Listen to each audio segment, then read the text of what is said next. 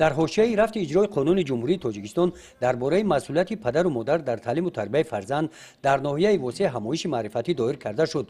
در این چاره‌بینی با اشتراک رهبران مقامات‌های حفظ حقوق والدان، صاحبکاران و خوانندگان مؤسسه‌های تعلیمی ناحیه، رئیس ناحیه وسیع اوید اشتراک خوانندگان مؤسسه‌های تعلیمی ناحیه در آزمون‌های جمهوریوی فروغ صبح دانایی کتاب است، علم فروغ معرفت، تاجیکستان وطن عزیز من، تاجیکان آینه تاریخ ملت و اشتراک ساکنان دهات به نام میرعلی محمد علیف در سمت کارهای آبادانی بخشیده به استقبال جشن بزرگ ملی 35 سالگی استقلال دولتی و دستگیری طبقه‌های نیازمند ملاقات سودمند انجام دادند.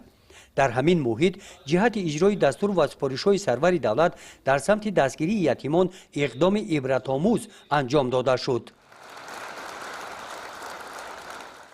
اویله غفورفو میتونستند که با همین مبلغ سفر حج کنند، ولی گفته‌های پیشوای معظم ملتمان را سرمشق زندگی خود کرده همون مبلغی را که دو نفر هم شوهر و هم زن، یعنی هم پدر و هم مادر همون اویله با سفر حج سفربر نکردند و همون مبلغ را به یتیمان دهه و یتیمان ناحیه وسیع تقدیم کردند.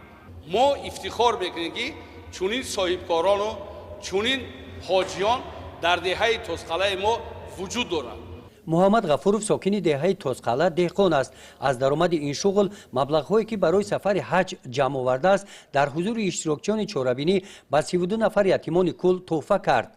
این انسانی سخاوت پیشه همچنین به اولیه‌های نیازمند دهه، غالبان آزمون‌های ولایتی و جمهوریوی و آموزگاران آنها برای سهم ارزنده گذاشتنشان در تعلیم و تربیت نسل نورس تحفه‌های پولی تقدیم نمود.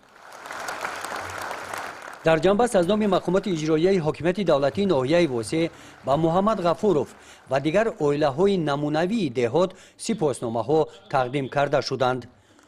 گزارش خوجا نظریف خدای نظر ظهوروف از ناحیه وسیع برای برنامه اطلاعاتی نوید